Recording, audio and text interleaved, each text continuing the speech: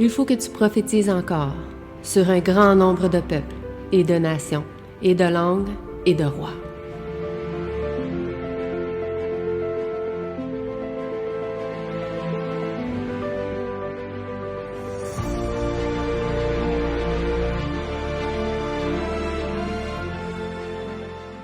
Bon sabbat chacun de vous. J'espère que vous allez bien en ce sabbat matin. Ben là, on est rendu presque l'après-midi. Ouais, bon, sabbat après-midi. Donc, aujourd'hui, on va partager la suite de notre sujet qui s'intitule Réinitialisation économique et sabbat mondial, partie 2. Ce sera la dernière partie de ce sujet. Ça ne veut pas dire qu'on n'en parlera plus jamais, mais pour le moment, on va parler de cela, faire un retour de ce qui s'est passé cette année et ce qui est en train d'arriver aussi. Et je ne sais pas déjà si vous vous rappelez un peu de ce que nous avions partagé la semaine dernière. Est-ce que vous vous rappelez un peu ce qu'on avait partagé? L'implantation du système de la bête. L'implantation du système de la bête, OK. Qui était la bête déjà? On l'avait identifié, mais on ne l'avait pas expliqué. Le papauté, Vatican. On n'a pas entré dans les détails parce que, bon, ça a pris 4 ou 5 parties. Mais je sais que bientôt, on va étudier à partir de janvier.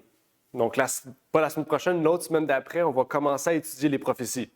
Daniel et Apocalypse. Chaque sabbat, peut-être pas chaque sabbat, mais un sabbat sur 2 ou peut-être des sabbats ou peut-être même le même sabbat, on pourra avoir le temps peut-être d'en faire 2, je ne sais pas, on verra. Mais on va étudier Daniel et l'Apocalypse.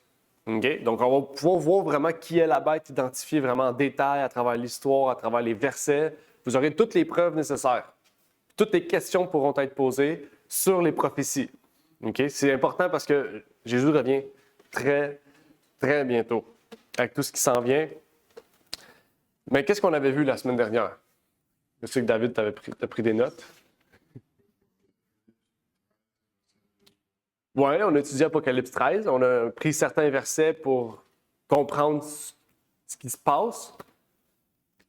Ah, la pluie et le dragon furent été contre la femme. Vas-y, Alex.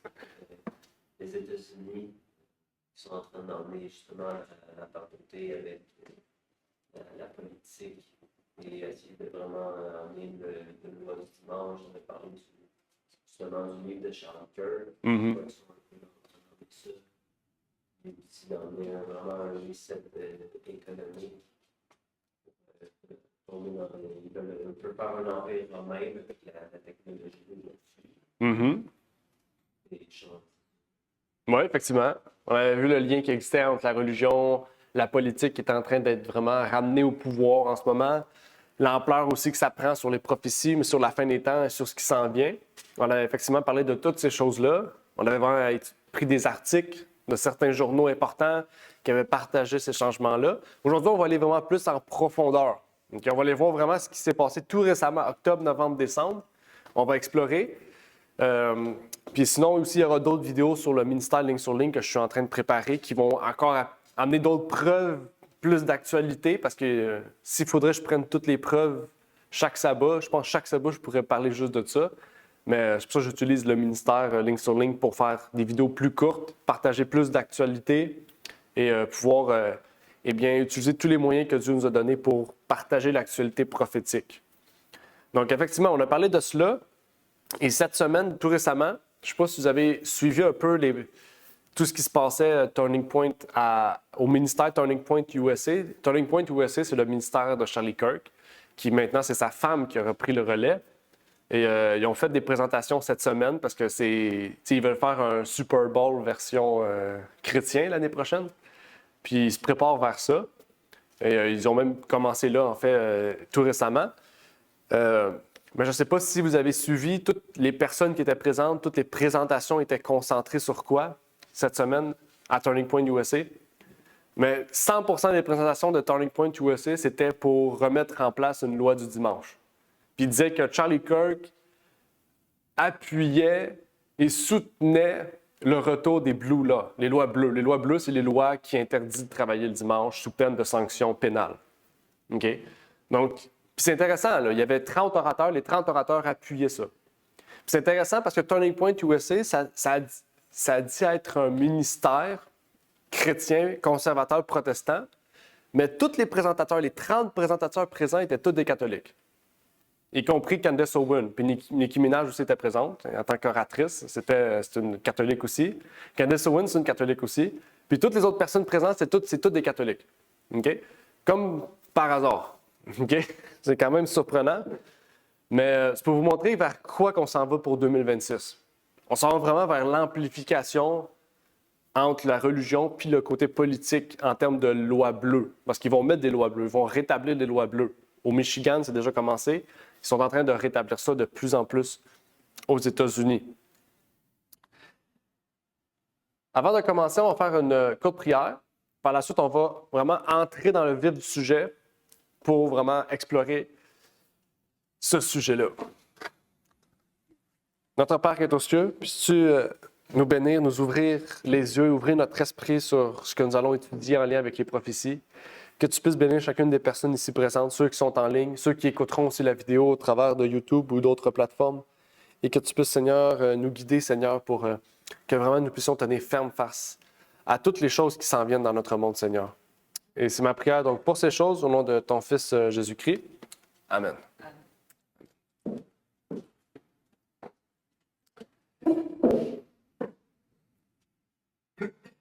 Dans Hébreux 2, versets 22 et 23, on peut y lire. Mais vous, vous êtes approchés de la montagne de Sion, de la cité du Dieu vivant, de la Jérusalem céleste, des milliers d'anges, de l'assemblée et de l'Église des premiers-nés, inscrits dans les cieux, d'un juge qui est Dieu de tous, des esprits des justes parvenus à la perfection. La semaine dernière, on avait terminé sur ce verset-là qui nous révélait que nous sommes Israélites, non pas de chair et de sang, non pas de la circoncision, mais de la circoncision du cœur et de l'esprit. Spirituellement, nous sommes de la descendance d'Abraham. Nous sommes ceux et celles de la République d'Israël.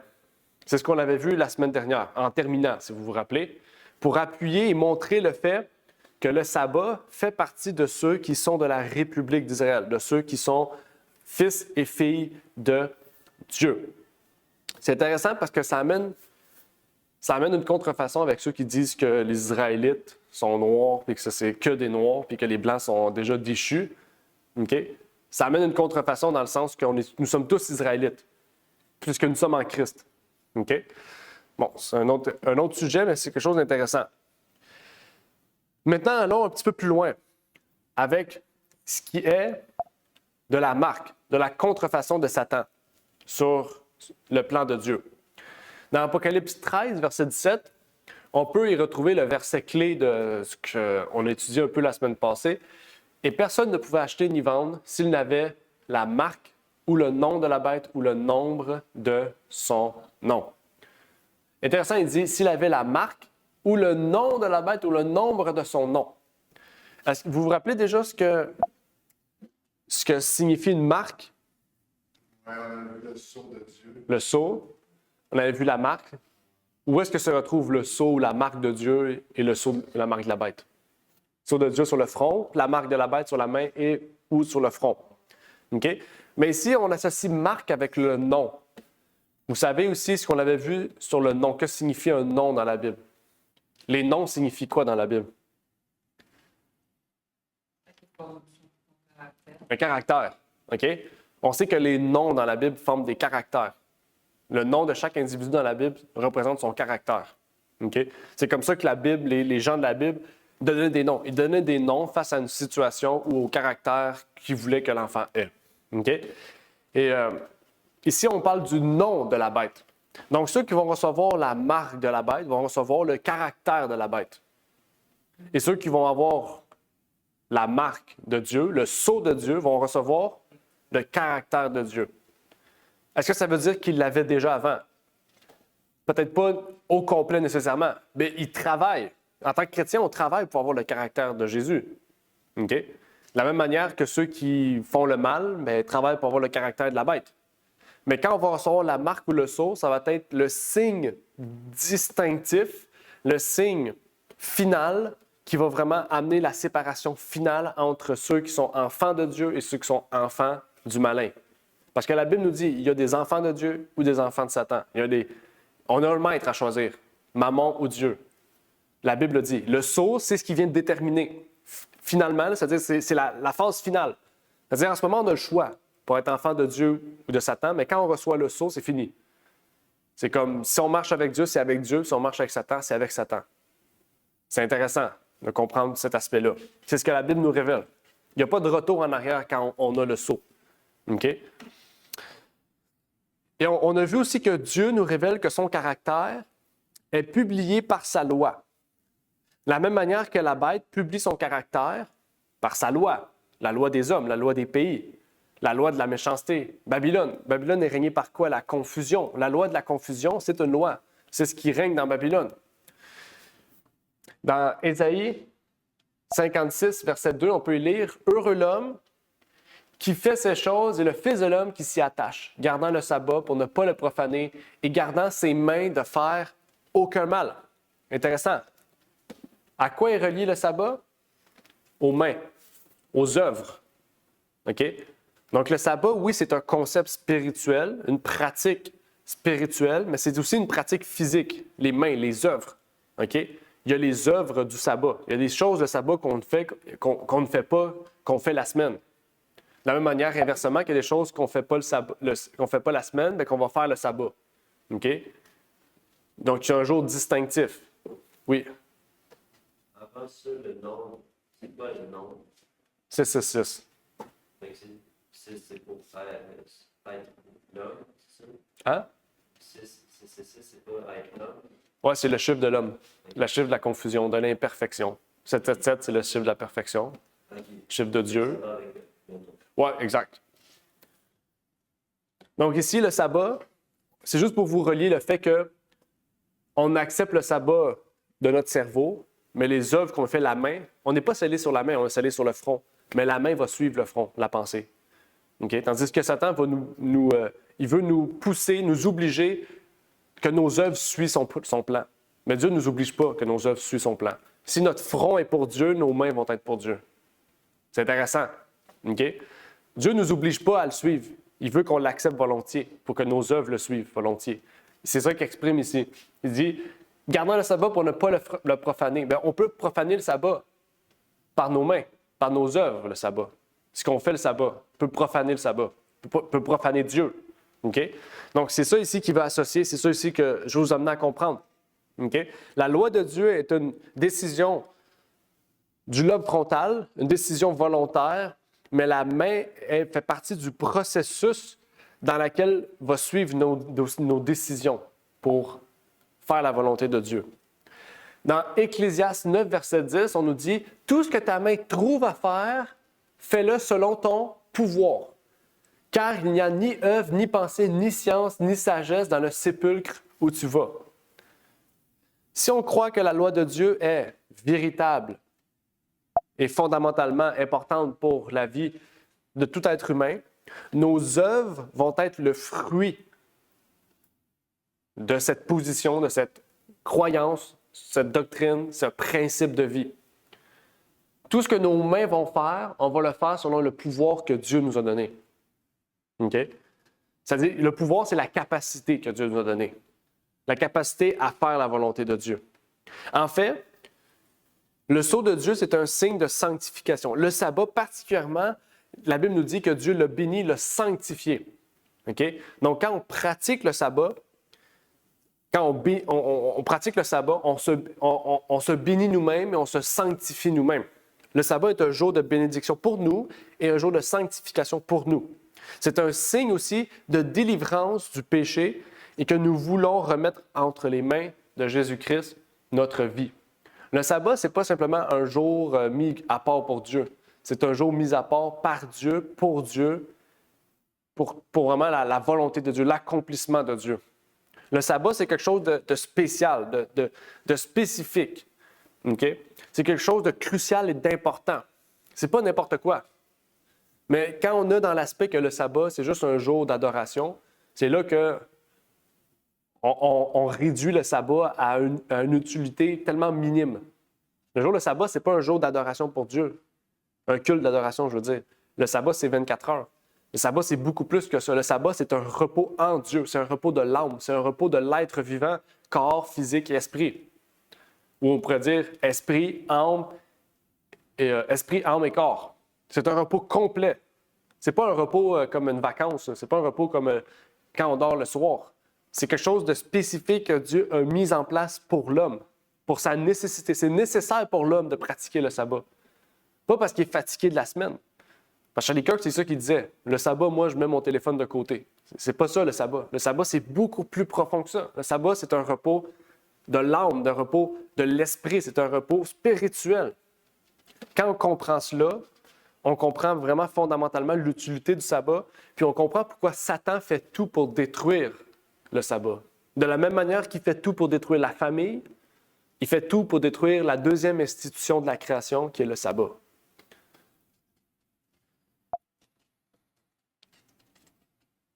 Sur le site j'ai oublié, Francesco, c'est un site catholique, c'est ce qui est écrit sur la page principale du site pour le Great Reset, le grand reset proclamé par le Vatican. Ce qui est intéressant, c'est qu'ils ont restarting et genre séparé, si vous avez remarqué. Le seul mot, rest. Pour se reposer, il faut réinitialiser la matrice, tout réinitialiser le système. Il faut réinitialiser la société pour pouvoir trouver le repos. Ils associent le repos du sabbat, du dimanche, le repos dominical, on va dire. Ils associent le repos dominical avec la grande réinitialisation de l'économie mondiale. Ça, le site est encore actif, là. C'est un site de 2025. OK? Regardez ce qui est écrit dans le Forbes. C'est écrit « Le Vatican du pape... Le Vatican du pape peut-il redessiner notre économie? » Une entrevue avec le cardinal Turkson. C'est quand ça, en 2017. Ça fait longtemps, là, avec le pape François, il veut remettre en place notre économie. Mais c'est avec le pape Léon que c'est en train de se concrétiser davantage. OK?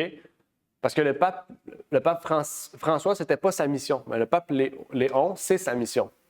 OK? Redessiner l'économie. Pourquoi Léon? Le nouveau pape montre son soutien aux travailleurs et aux syndicats. C'est quoi le rapport entre le pape et des syndicats de travail?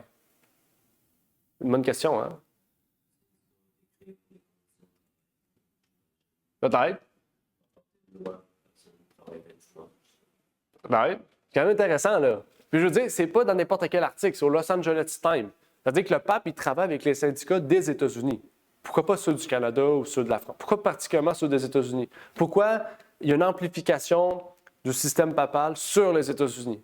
Est-ce que c'est les États-Unis l'implantent, le reste du monde dessus? C'est intéressant. C'est pas ce qu'Apocalypse 13 nous dit, que la deuxième bête va donner toute puissance à la première bête. Les États-Unis vont donner toute puissance à la papauté.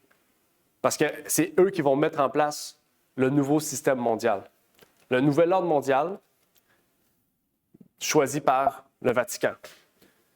C'est quand même quelque chose de puissant, là. Quand on voit que ça devant nous, ces choses-là arriver, on peut lire ici, pour combler le fossé, Léon XIII, en 1891, a utilisé la tribune de la papauté pour offrir une défense énergique de l'organisation syndicale et des droits des travailleurs dans son encyclique séminale Rerum Novarum.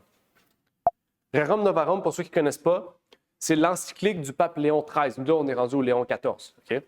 C'est pour ça qu'il s'appelle Léon. Léon XIII a écrit une encyclique qui s'appelle Rerum Novarum. Rerum Novarum, c'est une encyclique qui était distribuée dans tous les syndicats, dans tous les gouvernements, à tous les travailleurs, dans le but de protéger les droits des travailleurs et de pouvoir donner une certaine liberté aux ouvriers. Okay? Et Léon XIV est en train de reprendre le flambeau de ce qui a été fait en 1891. Mais vous allez voir, au fur et à mesure qu'on avance, vous allez voir un lien puissant prophétique. Quand la Bible nous dit qu'il n'y a rien de nouveau sous le soleil, vous allez voir que qu'est-ce qui se passe avec Léon XIV? C'est ce qui s'est passé avec Léon XIII. C'est juste que Léon XIII n'a pas réussi. Mais Léon XIV est en train de réussir. Parce que Dieu a repoussé les prophéties. Okay? Dieu a repoussé toutes les choses qui devaient arriver pour que ça arrive aujourd'hui. Le pape Léon, qu'est-ce qu'il fait encore, lui, là? Le nom du pape Léon porte un avertissement sur l'essor de l'IA. C'est quand même bizarre, il porte l'essor. Il dit qu'il y a un problème avec l'IA, parce que pourquoi? Parce qu'il y aura moins de travailleurs, moins de syndicats, donc là, il y a un problème. Fait que lui, il va arriver en tant que sauveur, sauver les travailleurs, sauver les syndicats, sauver l'économie. OK? C'est ce qu'il veut faire. Il appuie les travailleurs en disant que l'IA va nuire à des emplois. Et je ne sais pas si vous connaissez Yuval Harari. Yuval Harari, c'est un philosophe, en tout cas, super intelligent, qui parle beaucoup au Forum économique mondial. Alors, regardez ce qu'il a dit. OK? Ceux qui échouent dans la lutte contre l'inutilité constitueraient une nouvelle classe inutile. Des gens qui ne sont pas inutiles du point de vue de leurs amis, de leur famille, mais inutiles du point de vue du système économique et politique. Et cette classe inutile sera séparée par un fossé toujours plus grand de l'élite toujours plus puissante. Lui, ce qu'il dit, c'est que le monde s'en va vers une classe inutile. Pourquoi? Parce qu'ils ne travailleront plus, ils ne vont rien faire. Donc, cette classe inutile-là, bon, on sait, il y en a, eux, ils veulent les éliminer. Mais pour lui, cette classe inutile-là, il va falloir faire quelque chose avec. Okay? C'est là que le pape arrive et dit, ça ne va pas arriver, ça. On va tout changer ça, on va tout réinitialiser, on va ramener tout ça d'une manière que tout le monde va être content. Mais on sait que les grands gagnants, c'est l'élite. Les grands gagnants, c'est les riches, hein? C'est pas nous. Okay? Que propose donc la papauté face à cette classe inutile-là? Le pape, se souvenir de l'appel du pape François pour un salaire de base universel. 21 avril 2025. Pourquoi le pape parle de ça, là? Écoutez, là, moi, j'aimerais juste vous rappeler, à la base, le Vatican, c'est une religion. OK? C'est une religion. C'est des gens qui parlent de Dieu, là. Ils sont rendus, là, qui ont une emprise. OK? C'est pour vous rappeler qu'à la base, le Vatican n'avait pas pour but d'être une religion. Ça avait pour but d'être un... C'est l'outil, c'est le masterpiece de Satan, le Vatican. Ils ont une emprise sur chaque aspect de la société. OK? Puis ça a été de même depuis la création. Là, ça ne l'est plus parce qu'ils ont perdu leur pouvoir, mais c'est en train de revenir. L'Église catholique n'a jamais eu autant de pouvoir et d'emprise sur le monde entier. C'est intéressant. Resetter l'économie, réinitialiser l'économie, un salaire de base mondial. Après ça, l'IA, c'est pas bon pour les travailleurs, pour tout ça. On va l'utiliser dans un aspect contrôlé. Pourquoi? Pour contrôler la population. C'est ce que le FEM veut faire. Puis après ça, ils vont amener une loi, comme quoi que cette loi-là va être utile pour que toutes les familles se reconstruisent, toute la société puisse se reconstruire. On s'en va vers tout ça. Et c'est pour ça que le pape Léon a choisi son nom. C'est pas pour rien qu'il a choisi le nom Léon. Il aurait pu choisir François III, il aurait pu choisir Innocent IV, il aurait pu choisir Grégoire XVIII, je ne sais pas trop ce qu'on est rendu. Il aurait pu choisir n'importe quel nom. Léon, c'est pas pour rien. OK? Ça dit, au cœur du choix du nouveau nom de Léon XIV se trouve la lettre formelle de Léon XIII. On a lu tantôt. Rerum Novarum, qu'il a écrit en 1891. À l'époque, la révolution industrielle bouleversait la société. C'est pour ça qu'il a écrit Rerum Novarum. La production mécanisée, le système d'usine ont généré une richesse, une production sans précédent, mais ont entraîné le déplacement de nombreux emplois agricoles et des personnes vers des centres urbains surpeuplés et insalubres à la recherche de travail. Qu'est-ce qui est arrivé? Une crise du travail. Ils se sont déplacés des campagnes pour aller dans les villes pour trouver un travail. Le pape est arrivé en sauveur, il a écrit Rerum Novarum.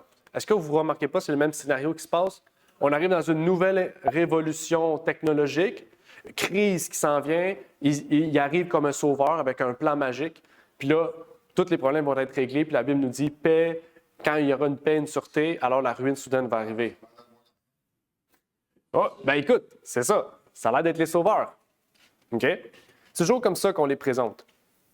On est face à une révolution en ce moment. OK? On appelle la 4e révolution la révolution industrielle, la 4e révolution technologique, révolution de tout cet aspect-là, avec l'IA, puis tout cet aspect-là de super intelligence phénoménale, un peu comme les films qu'on a vus dans les débuts 2000 avec iRobot et tous ces films-là où la société est contrôlée par une technologie, par la technologie puis par l'intelligence artificielle. On s'en va directement vers ça. Mais ce qui est intéressant, c'est quand on se penche sur Rerum Novarum. Okay? C'est du latin. En français, je ne sais pas qu'est-ce que ça veut dire. Mais quand on se penche dans l'encyclique de Rerum Novarum, regardez ce qui est écrit. C'est de là que découle la nécessité du repos et de la cessation du travail au jour du Seigneur, qui est le dimanche, okay? Pas le samedi.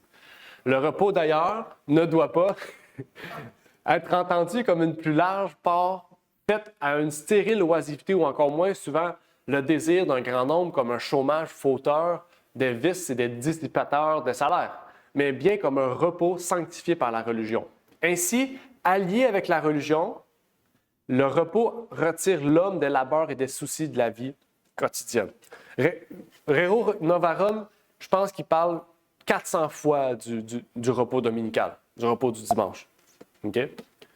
C'est pour ça que Léon XIV, je ne sais pas son vrai nom, j'ai oublié son vrai nom à ce monsieur-là. C'est pour ça que le pape américain qui vient d'entrer a choisi Léon XIV. C'est qu'il veut reprendre ce que Léon XIII a fait et l'amener en 2025, l'adapter à 2025. Okay? C'est quand même intéressant. C'est pas juste moi qui le dis. Oh. C'est pas fini? OK, c'est pas juste moi qui le dis. Je vais avant d'aller plus loin, on va continuer. Il élève aux grandes pensées du ciel et l'invite à rendre à son Dieu le tribut d'adoration qu'il lui doit. Tel est surtout le caractère et la raison de ce repos du 7e jour. Intéressant, il parle du 7e jour. Là. Okay? Dont Dieu avait fait même déjà dans l'Ancien Testament un des principaux articles de la loi. Souviens-toi de sanctifier le jour du sabbat. OK, ils ne sont pas fous, là. Et donc, il avait lui-même donné l'exemple par ce mystérieux repos pris aussitôt après qu'il a été créé l'homme. Il se reposa le 7e jour de tout le travail qu'il avait fait. OK, ils sont quand même conscients. Rerum Novarum 2.0. Intéressant. En dessous, les défenseurs catholiques du travail sont encouragés par la direction du pape Léon. Ils veulent mettre en place un Rerum Novarum 2.0.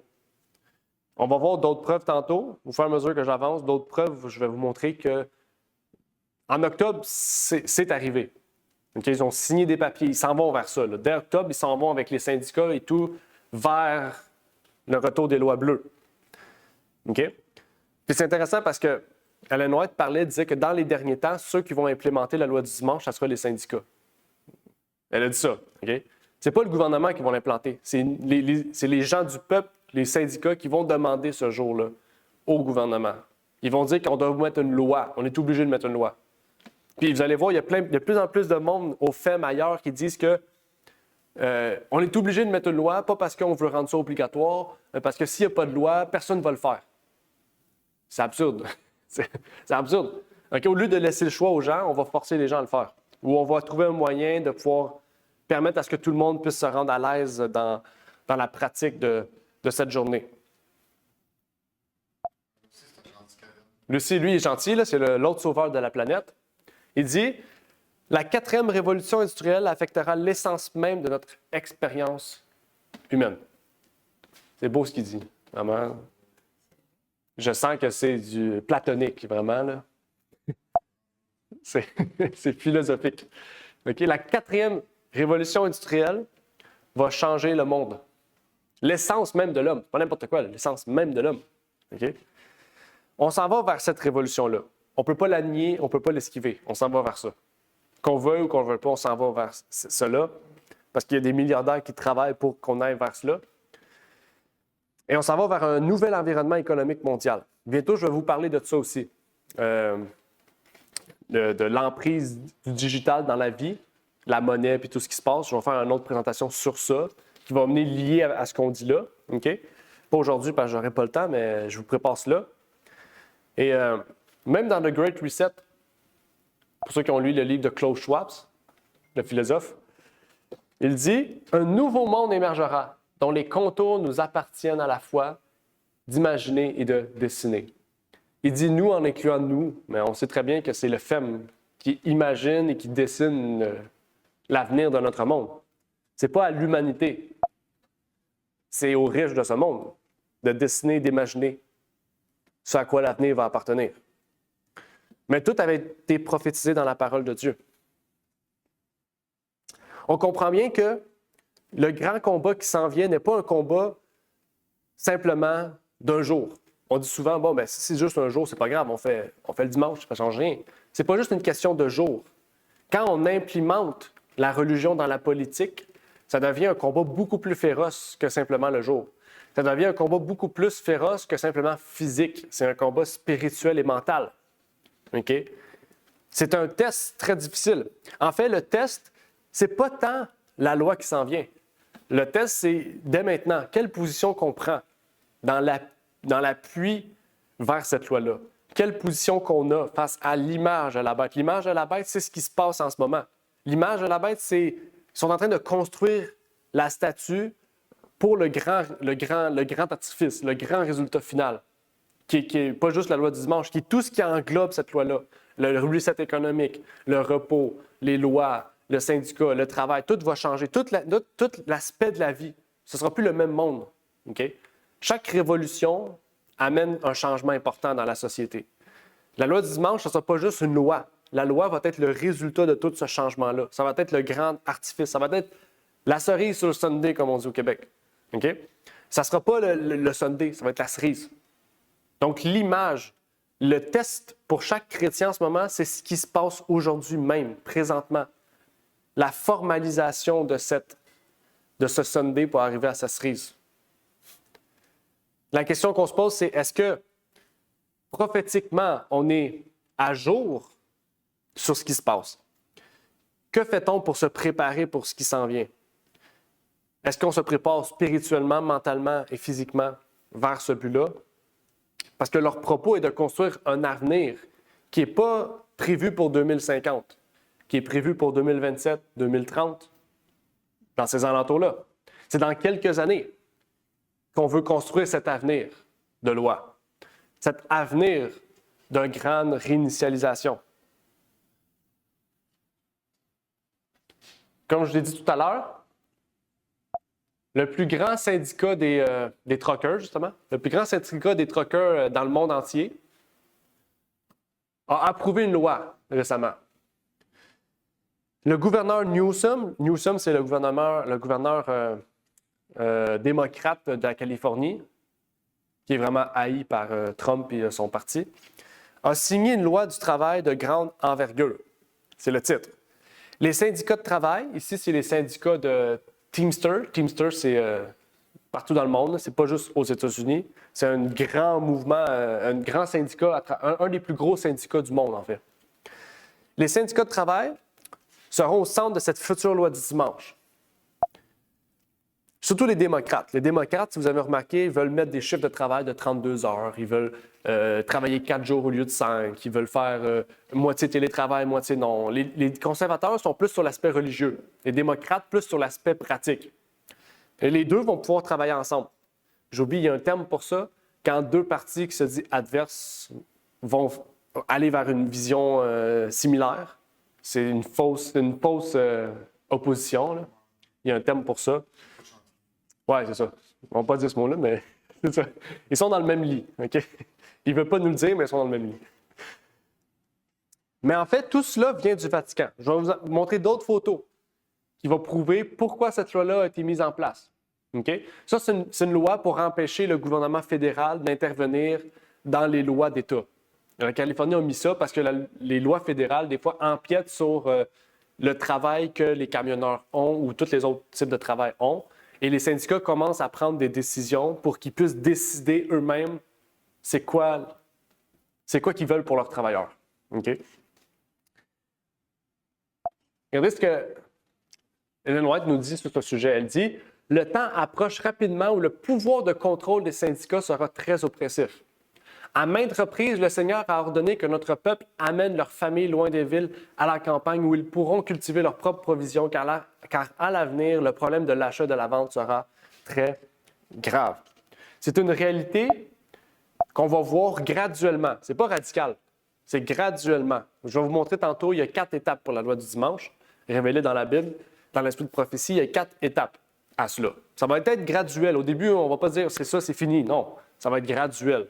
Donc, elle nous demande de nous préparer quand même. Oui, il y a une préparation à avoir. Ça, j'ai dit une préparation physique, mentale et spirituelle. On doit étudier la parole de Dieu, mais il y a une préparation physique aussi. OK? C'est pas du survivalisme qu'on fait. OK? C'est une préparation. OK? Parce que même si vous avez le plus gros bunker du monde, ils vont venir vous chercher. OK? Mais le plus important, c'est de pouvoir nous préparer dans l'éventualité des choses qui viennent. OK? Il ne faut pas virer fou aussi. Parce que j'en connais qui sont en train de virer fou. Là. C'est comme ils ont un gros bunker et ils se préparent 20 ans de conserve. C'est pas des choses qui vont durer 100 ans. Là. C'est un court laps de temps. On est dans la période la plus courte de l'histoire du monde. C'est des choses qui vont peut-être durer 1 an ou 2 ans, là, 3 ans peut-être max. Je ne sais pas, je n'ai pas de temps, mais c'est quelque chose de très court. OK? Oui. C'est ça. Ben, ça fait partie d'une forme de tribulation. C'est pas la grande tribulation. On pourra en reparler, mais ça en fait partie, oui. Peut-être dans l'idée. On est déjà un peu dans une idée. Ouais, on s'en va vers ça, là. Douleur de l'accouchement. Ouais, on est des douleurs de l'accouchement. Douleur de l'accouchement aussi dans l'idée. Ouais. C'est ce que la Bible dit, Matthieu 24. Quand vous verrez toutes ces choses, sachez que vous êtes qu'à la douleur de l'accouchement. On n'est pas à l'accouchement, là. On n'est pas aux grands événements, là. Non, je veux dire, ça se voit. Puis je pense que l'humanité au complet réveille. Oui.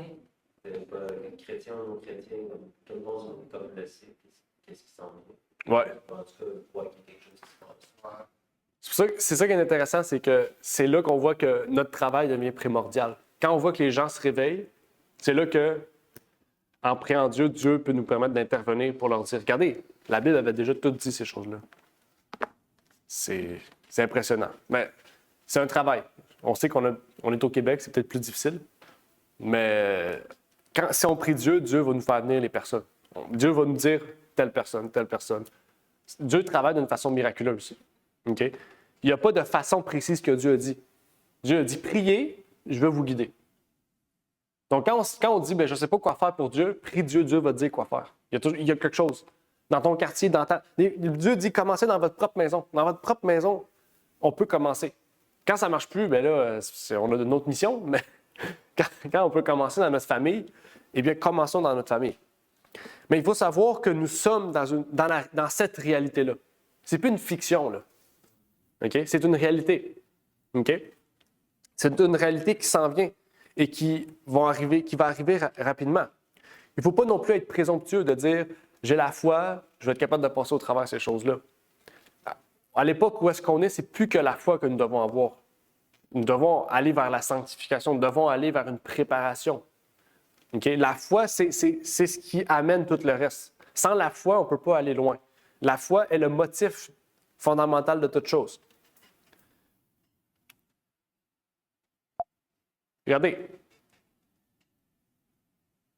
18 août 2022. Teamster, la même équipe que tantôt, là. OK? Les syndicats reçoivent la bénédiction papale pour leur campagne de contrat avec UPS. Quoi le rapport avec le pape, là? Mais en 2022, parce qu'il faut savoir, le président du plus gros syndicat mondial, c'est un catholique. Puis chaque décision qu'il fait, chaque chose importante, il va voir le pape. OK? C'est l'ancien pape, mais c'est le même président de Teamster. OK? Regardez, c'est en 2025.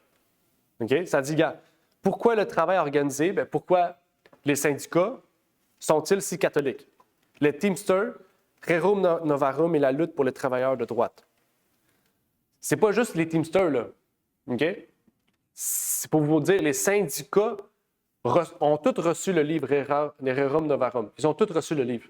Le pape Léon a distribué à tous les syndicats du monde entier le livre Rerum Novarum.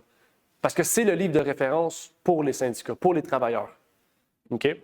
C'est pour ça que le pape a autant d'emprise ou d'ampleur, pas de position, mais de décision, de pouvoir de décision au sein des syndicats. C'est parce qu'il est le pape des travailleurs.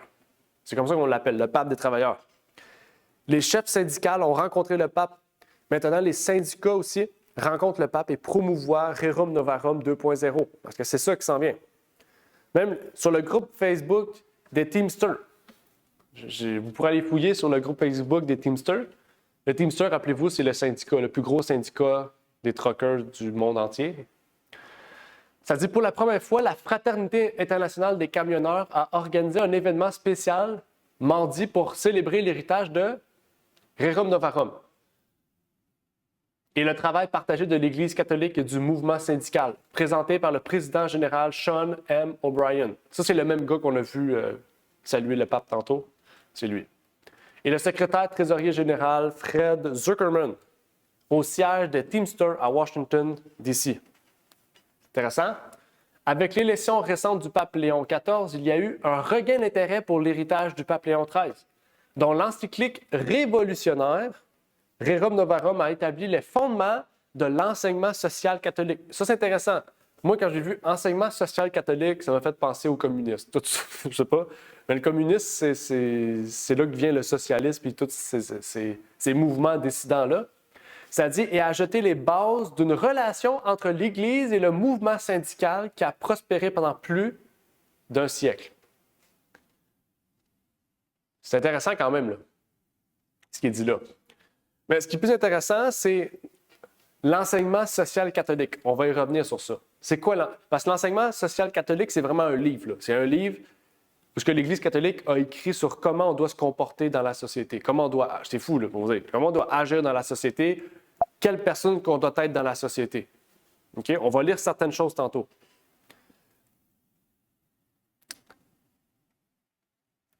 Mais ce qui est intéressant, c'est que... Oups. Ici, sur le site de Rerum Novarum, ça c'est le site de l'article sur le site du Mouvement international des truckers, le syndicat. Ici, il y a plusieurs photos de l'événement qui ont été partagées. Puis il y avait une personne spéciale à cet événement-là. En faisant quelques recherches, c'est cette personne-là. Ça, c'est une photo sur le site. C'est une photo sur ce site-là, le site officiel du syndicat. Il y avait ce monsieur-là. Je ne sais pas si vous connaissez ce monsieur-là. Ce monsieur-là ne travaille pas pour l'organisation du syndicat. Ce n'est pas un monsieur du syndicat, ça. Vous ne connaissez pas cette personne-là? C'est un homme qui travaille pour Trump. OK? Et dans l'article du Financial Times,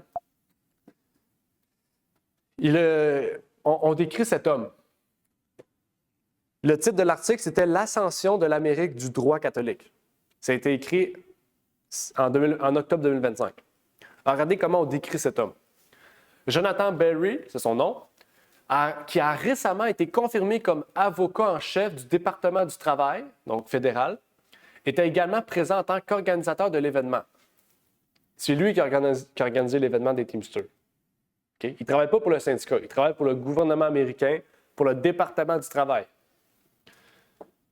Converti au catholicisme, intéressant, il a fait ses études à Yale puis à la Columbia Law School et a été clerc pour le juge conservateur de la Cour suprême Samuel Alito. L'année dernière, il a écrit un article dans lequel il préconisait plus de plans d'actionnariat salarial, des conseils de travail à l'allemande et des lois sur le sabbat pour permettre aux travailleurs de se reposer le dimanche. Intéressant, là? Il portait une petite quantité de ce qu'il appelait le bling-bling catholique, y compris une cravate représentant Saint-Michel l'archange triomphant du diable. C'est quoi le bling-bling catholique? Le Rerum Novarum. Lui, qu'est-ce qu'il fait? C'est qu'il va dans tous les syndicats des États-Unis puis il distribue ce livre-là, puis il porte sa cravate de Saint-Michel l'archange. Il porte sa cravate, il se promène puis il distribue ce livre-là pour promouvoir l'enseignement catholique social. Parce que Rerum Novarum, fait partie de l'enseignement catholique social. Puis qu'est-ce qu'il promouvoit? Des lois sur le sabbat pour permettre aux travailleurs de se reposer le dimanche. C'est quand même bizarre de voir sabbat associé avec dimanche. Moi, je trouve ça bizarre, mais pour eux, c'est normal. Parce que le sabbat, c'est pas un jour. Le sabbat, c'est un repos. C'est juste ça veut dire. Ça peut être n'importe quel jour. Donc, c'est juste pour vous dire que l'événement des Teamsters n'était pas organisé par les Teamsters. C'était organisé par Jonathan Berry, qui travaille président du département du travail fédéral des États-Unis. Et qu'est-ce qu'il promouvoit? Les lois du dimanche. Il l'a même dit lors de sa première entrevue, lorsqu'il a été, on pourrait dire, mis à place à son poste. Il a dit, dès le jour 1, je vais propager le message du repos dominical. Il a dit ça. Sa mission au jour 1, c'est de promouvoir le repos dominical. Il a dit ça en entrevue. Je n'ai pas l'entrevue avec moi, Je pourrais vous l'envoyer si vous voulez, mais il a promu ce jour-là, dès le jour 1 de sa mise en place au pouvoir. Regardez ce qu'il dit. Image 12. Le projet 2025 de la droite veut faire de la foi le travail du gouvernement. Une coalition bien financée veut placer la Bible au-dessus de la Constitution. Intéressant, non? Ça, c'est 2025 aussi. C'est tout récemment, ça. Alors, regardez ce que l'article nous dit sur ce sujet. Pendant ce temps, dans son chapitre sur le département du travail des États-Unis, encore lui, Jonathan Berry présente ses propositions comme faisant partie de l'histoire divine. La tradition judéo-chrétienne remonte à la Genèse, a toujours reconnu le travail fructueux comme faisant partie intégrante de la dignité humaine, comme un service à Dieu, au prochain et à la famille, écrit-il, tout en affirmant que l'administration Biden a été hostile aux personnes de foi. Berry s'inquiète du fait que Dieu a ordonné le sabbat comme un jour de repos et jusqu'à très récemment, la tradition judéo-chrétienne a cherché à honorer ce mandat par la réglementation morale et juridique du travail ce jour-là et blâme le consumérisme et la laïcité pour le déclin de l'observation du sabbat. Donc pour lui, la Bible, la foi, a une place dans la politique, dans le gouvernement. Même le titre de l'article, si on a lu, il dit ils veulent mettre la Bible au-dessus de la Constitution. OK? C'est quand même intéressant. Ça nous révèle vraiment sur ce qui va arriver sur la position.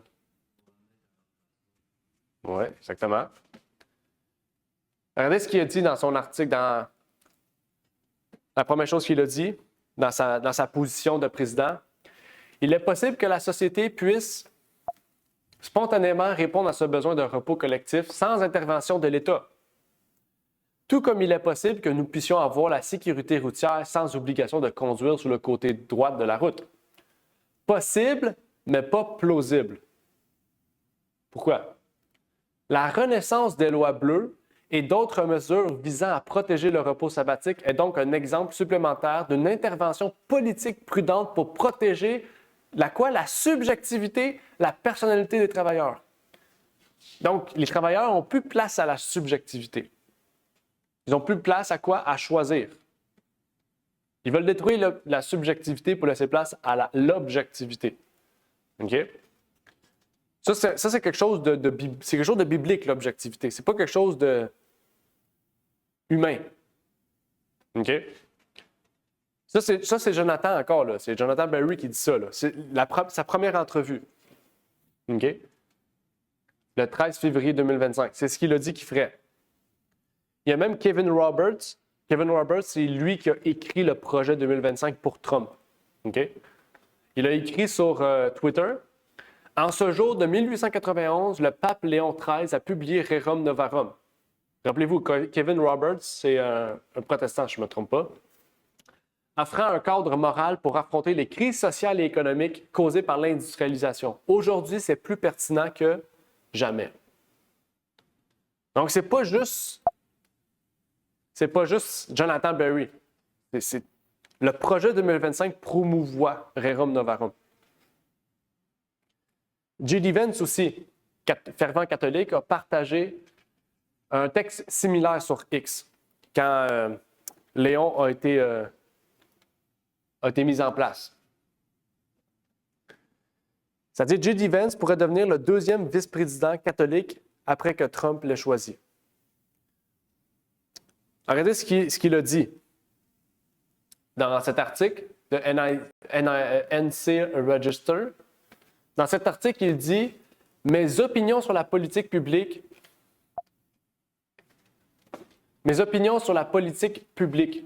et sur ce à quoi devrait ressembler l'État optimal sont assez alignées avec l'enseignement social catholique », a déclaré J.D. Vance.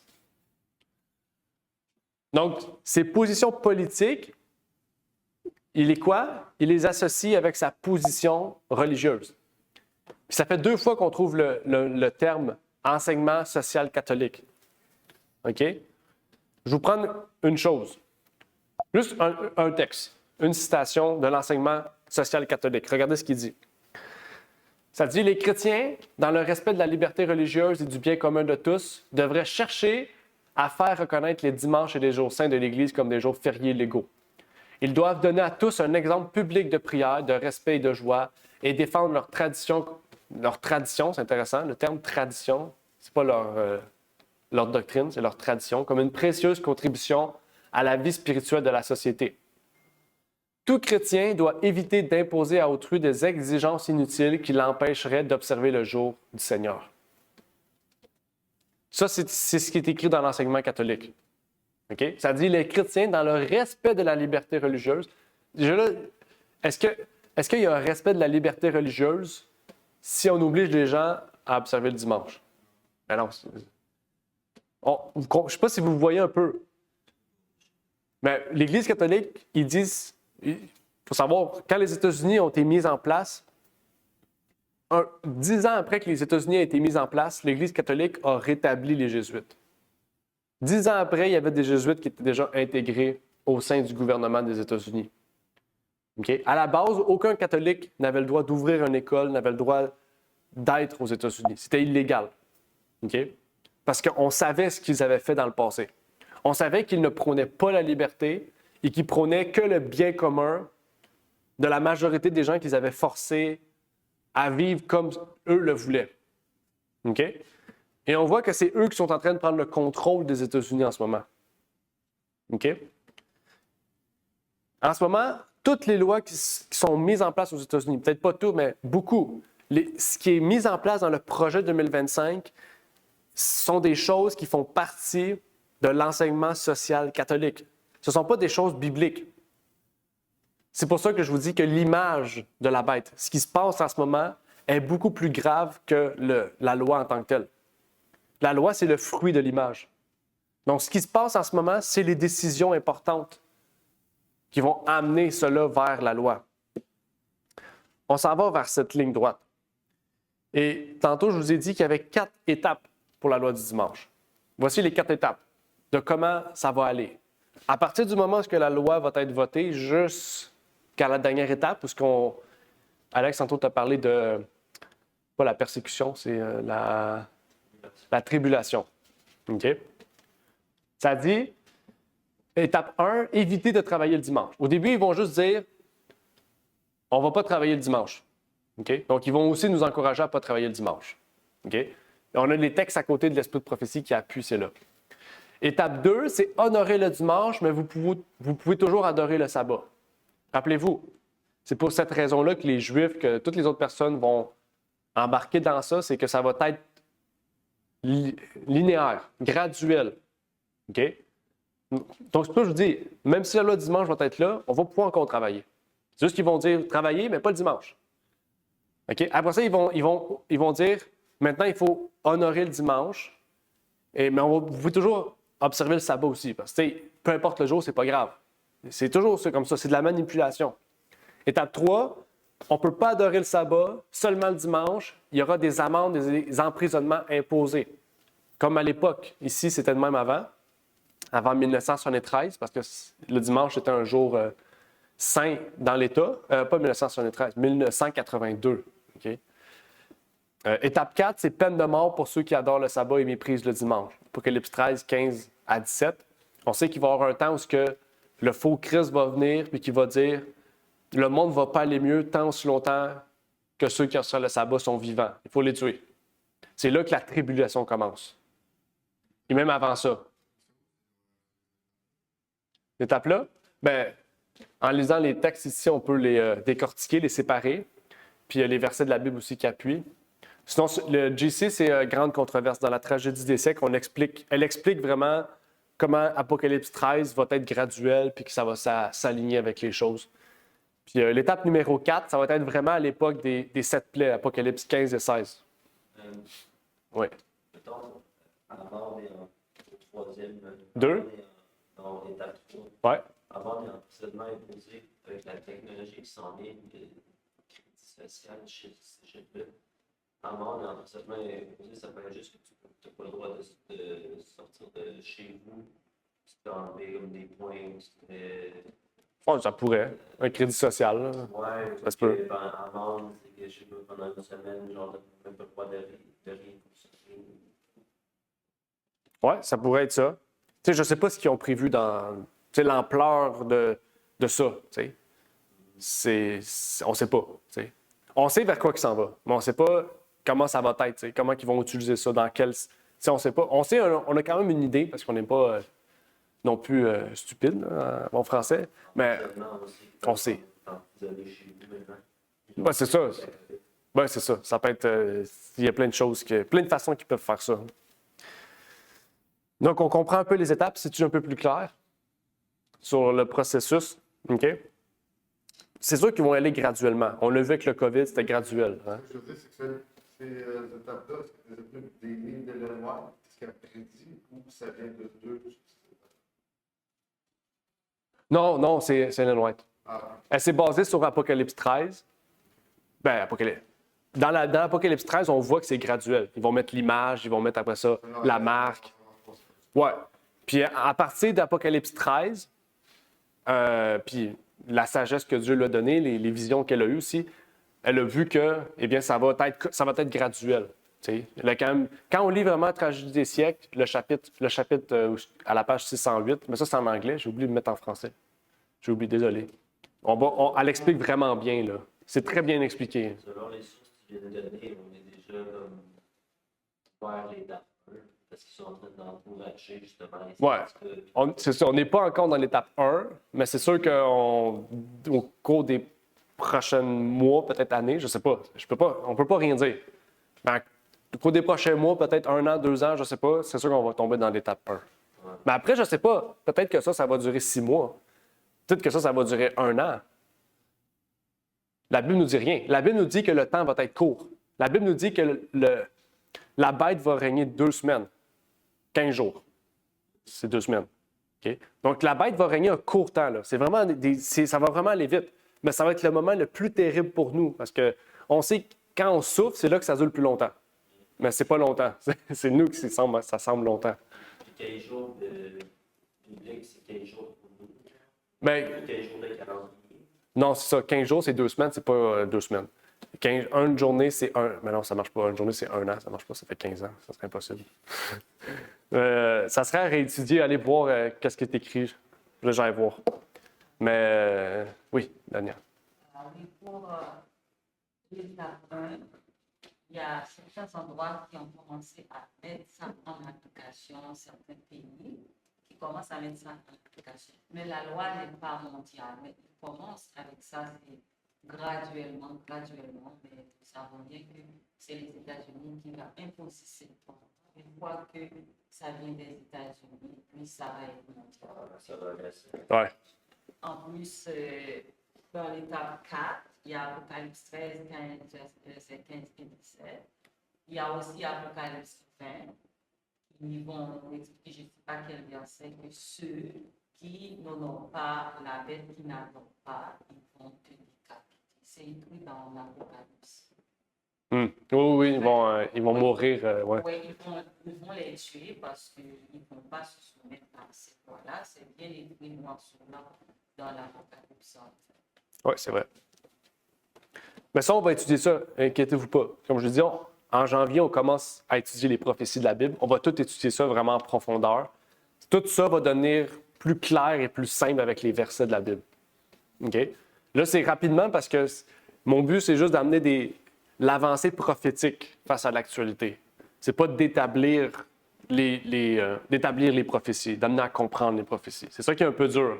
C'est ça qui est un peu dur quand on amène de l'actualité prophétique, c'est que si on ne comprend pas les prophéties, ça va être dur de suivre, mais si vous êtes sage puis un peu conscient, vous êtes capable d'être réfléchi puis de dire, OK, moi, je vois le lien, c'est plausible, puis avec la Bible, c'est plausible aussi.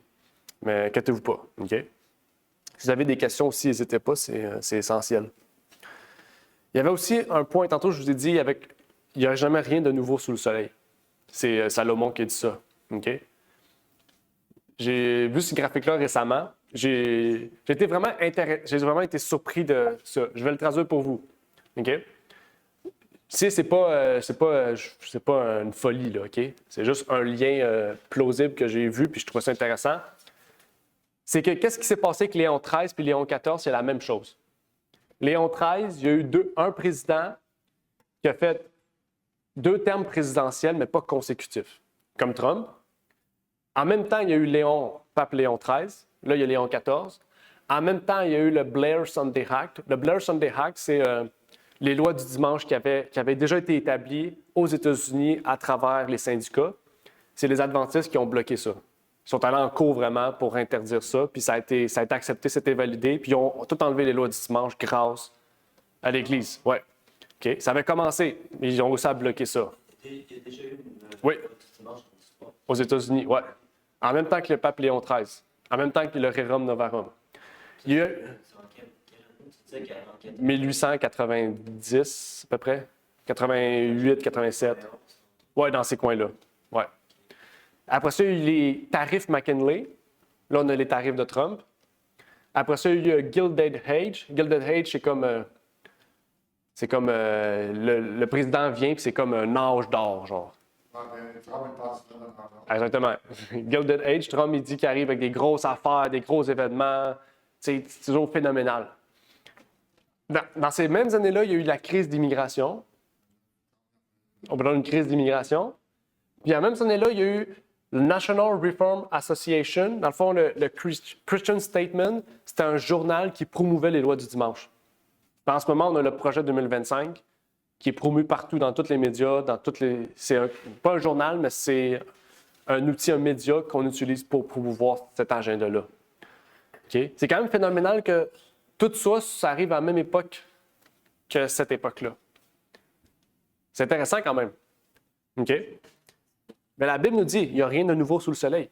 Je ne dis pas que ça prouve que c'est la fin. OK?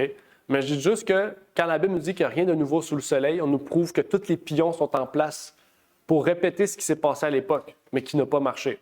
Pourquoi? Parce qu'il y avait un peuple qui se tenait ferme. Est-ce que le peuple se tient ferme aujourd'hui? Non. Je ne sais pas si vous savez, mais Ben Carson, c'est un adventiste, puis il a écrit le projet 2025 avec eux. OK? Cette fois-ci, ils vont juste embarquer dans le projet. Ils promouvoient le projet. À l'époque, il aurait été en cours pour l'empêcher. Aujourd'hui, ils promouvoient ce projet-là. OK? Ils promouvoient. Parce qu'ils disent que la loi ne dit pas que ça va être obligatoirement dimanche, ça va être le sabbat et le dimanche. OK? Ouais. La révolution industrielle dans ces années-là, on a le même plan, on passe au travers, ça passe. Oui, c'est ça. Aujourd'hui, ça ne passerait pas si tout est pareil. Oui, c'est ça, exactement. Les Juifs, ça ne fera pas leur affaire. Ben, pour l'instant, ça ne va pas leur affaire, mais pour l'instant, ça ne leur dérange pas. Il y a signé une paix, ça fait 2000 ans. Oui, la paix d'Abraham, l'acte d'Abraham. Là. Mais ouais, on pourrait en reparler, même les Juifs aussi. Je ne sais pas s'ils ont participé dans le projet 2025, mais ça ne m'étonnerait pas. Mais tu sais, même, comment il s'appelle, là? Le Juif qui parle sur Internet. Lui aussi promouvoit le dimanche. Ouais. J'ai oublié son nom, là, il travaillait avec Candace Owen. Son nom. Benjamin? Non. J'ai oublié son nom, en tout cas. Ouais, Ben Shapiro, c'est ça. Ben Shapiro promouvoit aussi le repos dominical. Sauf lui, il dit c'est le sabbat, mais il dit si c'est une loi et tout, ça va être bien parce que lui, il va pouvoir faire son sabbat légalement, puis les autres vont faire le sabbat légalement le dimanche. Donc on voit ici, même encore, c'est une absurdité. Même, il fait partie de Turning Point, puis il a parlé à Turning Point. Okay? C'est du dimanche. Okay? Donc, vous montrer, on s'en va vers ça. Là. C'est indéniable. Mais la bonne nouvelle, c'est que si vous avez lu Daniel 3, c'est quand l'image de Nebuchadnezzar s'est dressée, il y a 3 jeunes Hébreux qui se sont tenus fermes devant ça, au péril de leur vie, face à la fournaise ardente. Puis même s'ils ont été jetés dans la fournaise ardente, la seule chose qui a brûlé dans la fournaise ardente, c'est les liens qui les attachaient. Même dans la difficulté, Jésus nous rend la liberté.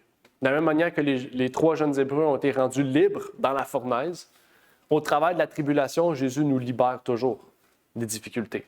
Il nous donne toujours la liberté, la joie, la paix.